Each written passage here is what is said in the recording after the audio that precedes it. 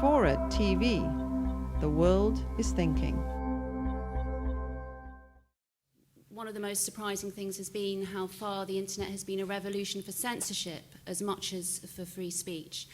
And that's something that the great libertarian godfathers of the net really hadn't bargained for. It's a revolution not just in terms of technology, but in terms of who does the censoring.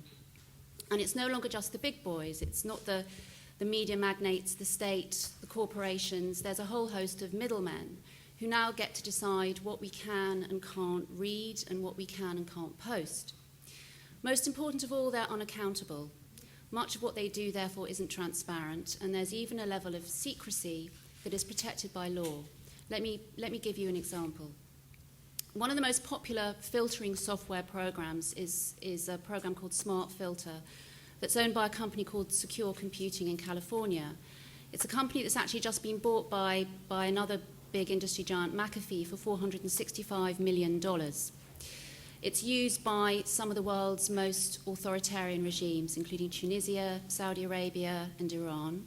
It's also used in the United States. Now, the list of sites that are blocked by companies like Secure Computing are so secret that not even the countries that use the software know what's actually being censored. These lists are the intellectual property of the software companies, and they're protected by copyright. We know as much as we do because of the great research of organizations like the OpenNet Initiative and because of the very brave detective work done by certain individuals like very brilliant researcher Seth Finkelstein and another one called Ben Edelman.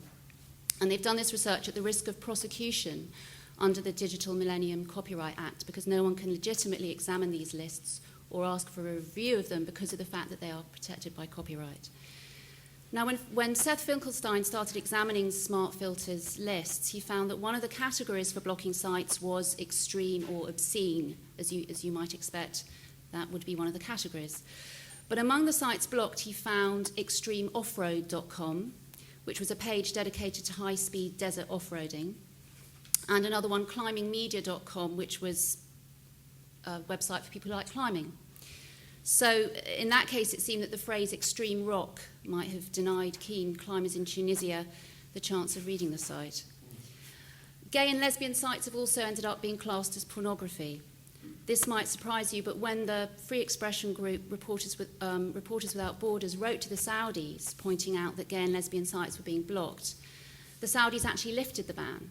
Homosexuality is banned in Saudi Arabia, but the Saudis were more concerned about banning pornography than anything else. So that's quite an interesting case. I'm picking on Smart Filter, but they're just one of a number of these unaccountable secret censors who are, with no irony, successfully exporting censorship from the land of free speech, from the United States. Just this week, you might have seen that Yahoo, Google, and Microsoft have signed up to a code of conduct that will oblige them to, well, not oblige them, but it's a voluntary agreement that they will protect free expression as part of their business practices. And it's designed to stop the kind of thing happening, as many of you may know, in China when the Chinese journalist Xi Tao's details were passed over by Yahoo in Hong Kong to the authorities, and he's now serving a 10-year prison sentence. Now, this negotiation, this code of conduct has taken 18 months to hammer out, and the next stage now is to try and persuade hardware and software companies to sign up. Cisco, which is another American company, is a prime candidate. They were invited to the initial discussions but didn't take part. And it's Cisco who provided China with the hardware, the routers, the switches to build its firewall. And their own shareholders have actually attempted to get them to sign up to some kind of human rights strategy. They failed at the last attempt. There's now another attempt taking place at the moment. In a couple of weeks, there'll be a vote. And I imagine it's unlikely again that it will be successful. Cisco's argument is that, much like the sale of nuclear technology, their hardware is a question of dual use, that they're not responsible for how it's used. That's their defense. So censorship, the control of information, has for the first time in its history actually become a commercial enterprise. That's one of the most extraordinary changes, I think.